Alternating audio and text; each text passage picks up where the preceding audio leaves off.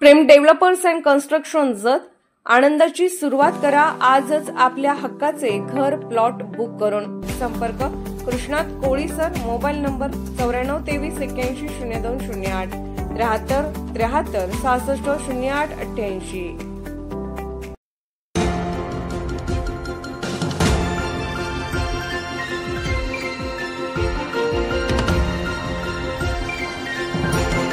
आपण पाहत आहात जत मराठी न्यूज।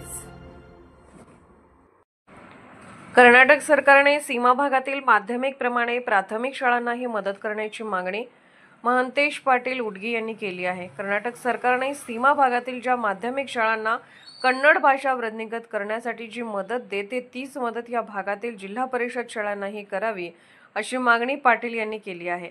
या भागात कन्नड भाषा टिकवायची असल्यास प्रथम जिल्हा परिषद शाळांना मदत करणे गरजेचे आहे, कारण या भागातील प्रत्येक गावात कन्नड माध्यमच्या शाळा आहेत। सध्या या शाळेतील मुलांची संख्या दिवसेंदिवस घटत चालली असून अशा घटत्या संख्येने भविष्यात या शाळा बंद पडण्याची शक्यता आहे। या भागातील कन्नड शाळांना चांगल्या इमारती नाहीत, मुलांना खेळण्यासाठी चांगले मैदान नाही, शाळेला सुरक्षेच्या दृष्टीने संरक्षक भिंती नाहीत। शिवाय अनेक शाळांमध्ये शिक्षकांची संख्या कमी आहे, परिणामी मुलांची संख्या घटत चालली असून भविष्यात अशीच अवस्था राहिल्यास कन्नड शाळा बंद पडण्याची शक्यता असून पूर्व भागातील प्रत्येक गावातील सरपंचांनी कर्नाटक सरकारकडे जिल्हा परिषद शाळेसाठी अनुदानाची मागणी करण्यासाठी पत्रव्यवहार करणे आवश्यक असल्याचे पाटील यांनी यावेळी बोलताना सांगितले। ಶಾಲೆಗಳಿಗೆ ವ್ಯವಸ್ಥಿತವಾದ ಗ್ರೌಂಡ್ ಇಲ್ಲ, ಅಲ್ಲಿ ಕೆಲವೊಂದು ಶಾಲೆಯೊಳಗ ಖೋಲಿ ಇಲ್ಲ, ಪಡಿಕದಾವು ಮತ್ತು ಸ್ವಚ್ಛತಾ ವ್ಯವಸ್ಥೆ ಅಲ್ಲ, ಯಾವುದೇ ಶೈಕ್ಷಣಿಕ ವಾತಾವರಣನೇ ಅಲ್ಲಿಲ್ಲ। ಅದನ್ನು ನೋಡ್ಬಿಟ್ರೆ ಕನ್ನಡ ಶಾಲೆ ಕೆಲವೊಂದು ಕನ್ನಡ ಶಾಲೆ ನೋಡ್ಬಿಟ್ರೆ ಇವು ಭೂತ್ ಬಂಗಲಾ ಅದಾವೇನ ಅನಿಸ್ಬಿಡ್ತಾವ। ಆ ರೀತಿ ಒಂದು ಪರಿಸ್ಥಿತಿ ಇರುವಾಗ ಪಾಲಕರು ತಮ್ಮ ಮಕ್ಕಳನ್ನ ಈ ಒಂದು ಜಿಲ್ಲಾ ಪರಿಷತ್ ಕನ್ನಡ ಶಾಲೆಗಳಿಗೆ ಕಳಿಸ್ಲಾಕ ಹಿಂದೆ ಮುಂದೆ ನೋಡ್ಲತ್ತಾರ। ಇದೇ ರೀತಿ ಸರಿ ಮುಂದುವರಿತಂದ್ರ ಒಂದು ವೇಳೆ ನಿಶ್ಚಿತವಾಗಿಯೂ ಕನ್ನಡ ಶಾಲೆ ಮುಂದೆ ಬಂದ್ ಬೀಳ್ತಾವ। ಒಂದು ವೇಳೆ ಕನ್ನಡ ಶಾಲೆ ಬಂದು ಬಿದ್ದು ಅಂದ್ರ ಆಟೋಮೆಟಿಕ್ಲಿ ನಿಮ್ಮ ಹೈಸ್ಕೂಲ್ಗಳಿಗೆ ವಿದ್ಯಾರ್ಥಿಗಳ ಪೂರೈಕೆ ಆಗುದಿಲ್ಲ। ನಿಮ್ ಸೋರ್ಸ್ ಏನೋ ಕನ್ನಡ ಶಾಲೆಯಿಂದ ಪಟ್ಟ ಸಂಖ್ಯೆ ನಿಮ್ದು ಓಡಾಸೋದು, ಹೈಸ್ಕೂಲ್ಗಳು ಕನ್ನಡ ಶಾಲೆ ಮೇಲೆ ಅವಲಂಬನೆ ಅದಾವ। ಕನ್ನಡ ಶಾಲೆ ಸಕ್ಷಮ ಇದ್ರ ನಮ್ಮ ಪ್ರಾಥಮಿಕ ಜಿಲ್ಲಾ ಪರಿಷತ್ ಪ್ರಾಥಮಿಕ ಶಾಲೆ ಸಕ್ಷಮ ಇದ್ರ ಹೈಸ್ಕೂಲ್ಗಳು ಸಕ್ಷಮ ಆಗ್ಲಕ್ ಶಕ್ಯ ಅದ, ಹೈಸ್ಕೂಲ್ ಸಕ್ಷಮ ಆದ್ರ ಜೂನಿಯರ್ ಕಾಲೇಜ್ ಸಕ್ಷಮ ಆಗ್ಲಕ್ ಶಕ್ಯ ಅದ। ಹಿಂಗ ಒಂದು ಚೈನ, ಒಂದು ಕನ್ನಡದ ಚಳವಳಿ ಒಂದು ಚೈನ ಇದು ಪ್ರಾರಂಭ ಆಗುವುದು ಜಿಲ್ಲಾ ಪರಿಷತ್ ಕನ್ನಡ ಶಾಲೆಯಿಂದ। ಅದೇ ಇವತ್ತ ದುರಾವಸ್ಥೆ ಕಡೆ ಹೊಂಟದ। ಆದ್ರಿಂದ ನಮ್ದೊಂದು ವಿನಂತಿ ಏನಂದ್ರ ಕರ್ನಾಟಕ ಸರ್ಕಾರಕ್ಕೆ ನಾವು ಒಂದು ವಿನಂತಿ ಮಾಡ್ಬೇಕಾಗಿದೆ। ಈ ನಮ್ಮ ಗಡಿನಾಡು ಭಾಗದ ಎಲ್ಲಾ ಜನ ಕೂಡಿ ಏನ್ ವಿನಂತಿ ಮಾಡ್ಬೇಕಾಗಿದೆ ಅಂದ್ರ, ಇಲ್ಲಿ ತನ ನೀವು ಒಂದು ಶಿಕ್ಷಣ ಸಂಸ್ಥೆಗಳಿಗೆ ಏನೋ ಒಂದು ಸಹಾಯಧನ ಕೊಟ್ಟಿರಿ, ಒಂದು ಸಹಕಾರ ಕೊಟ್ಟಿರಿ, ಮತ್ತ ಮೂಲಭೂತ ಸೌಲಭ್ಯಗಳಿಗೆ ಅನೇಕ ಕೋಟಿ ದುಡ್ಡು ನೀವು ಖರ್ಚು ಮಾಡ್ರಿ। ಅದರ ಸಂಬಂಧ ನಾವು ಈಗ ಪೂರ್ತಿಯಾಗಿ ನಿಮಗೆ ಅಭಿನಂದನೆಗಳನ್ನು ಸಲ್ಲಿಸ್ತೇವೆ, ನಿಮ್ಗೆ ಋಣಿಯಾಗಿದ್ದೆ ನಾವು ಗಡಿ ಭಾಗದ ಕರ್ನಾಟಕದ। ಆದ್ರೆ ಇನ್ನು ಮುಂದಿನ ಅವಧಿಯೊಳಗ ನೀವು ಜಿಲ್ಲಾ ಪರಿಷತ್ ಕನ್ನಡ ಶಾಲೆಗಳಿಗೆ ಆ ನಿಧಿ ಕೊಡಬೇಕು। ಇನ್ನು ಮುಂದಿನ ಅವಧಿಯೊಳಗ ಜಿಲ್ಲಾ ಪರಿಷತ್ ಕನ್ನಡ ಶಾಲೆಗಳಿಗೆ ಆ ನಿಧಿಯನ್ನು ಕೊಟ್ಟು ಜಿಲ್ಲಾ ಪರಿಷತ್ ಕನ್ನಡ ಶಾಲೆಯ ಒಂದು ಸರ್ವಾಂಗೀಣ ವಿಕಾಸ ಆದ್ರ ಎಲ್ಲಾ ಸೌಲಭ್ಯಗಳನ್ನ ಜಿಲ್ಲಾ ಪರಿಷತ್ ಕನ್ನಡ ಶಾಲೆಗೆ ಮಾಡಿಕೊಟ್ರ ಮತ್ತು ಅಲ್ಲಿ ಒಂದು ಶೈಕ್ಷಣಿಕ ವಾತಾವರಣ ಜರಿ ನಿರ್ಮಾಣ ಮಾಡಿಕೊಟ್ರ ಅಲ್ಲಿ ಜಿಲ್ಲಾ ಪರಿಷತ್ ಶಾಲೆಗಳ ಒಂದು ಪಟ್ಟ ಸಂಖ್ಯೆ ಆಟೋಮೆಟಿಕ್ ಹೆಚ್ಚಾಗ್ತದ।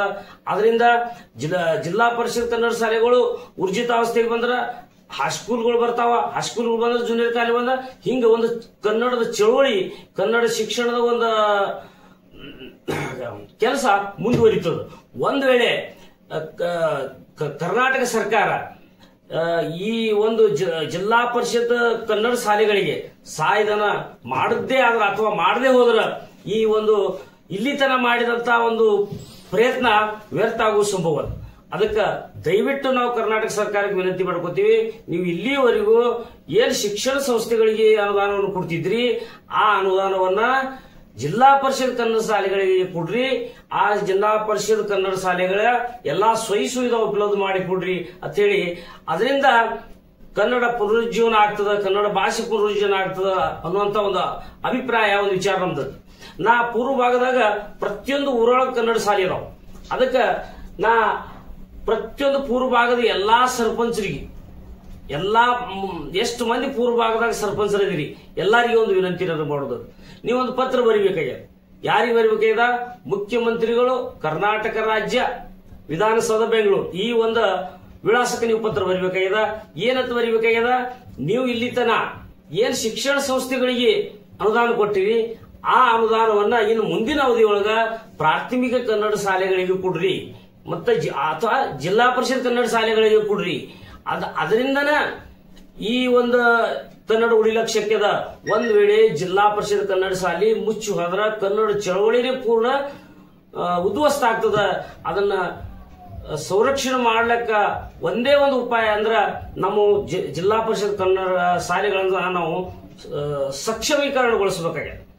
ಅದಕ್ಕ ಈ ನಮ್ಮ ಪೂರ್ವಭಾಗದ ಸರ್ಪಂಚರಿಗೆಲ್ಲ ಈ ರೀತಿ ಒಂದು ಪತ್ರ ಬರ್ಲಿಕ್ಕೆ ನಾ ವಿನಂತಿ ಮಾಡ್ತೀನಿ. ಯಾಕಂದ್ರ ಈ ಒಂದು ವಿಚಾರವನ್ನು ನೀವು ಕುಲಂಕುಷವಾಗಿ ವಿಚಾರ ಮಾಡಿ. ಆಕ್ಚುಲಿ ಜಿಲ್ಲಾ ಪರಿಷತ್ ಕನ್ನಡ ಶಾಲೆ ಪರಿಸ್ಥಿತಿ ಏನದ ನೀವು ಡಿಟೇಲ್ ಆಗಿ ಅಭ್ಯಾಸ ಮಾಡ್ರಿ. ಅಭ್ಯಾಸ ಮಾಡಿ ನಿಮ್ಮ ಮನಸ್ಸಿಗೆ ಪಟಾಸಿದ್ರೆ ನೀವು ಕರ್ನಾಟಕ ಸರ್ಕಾರಕ್ಕೆ ಪತ್ರ ಬರೀರಿ.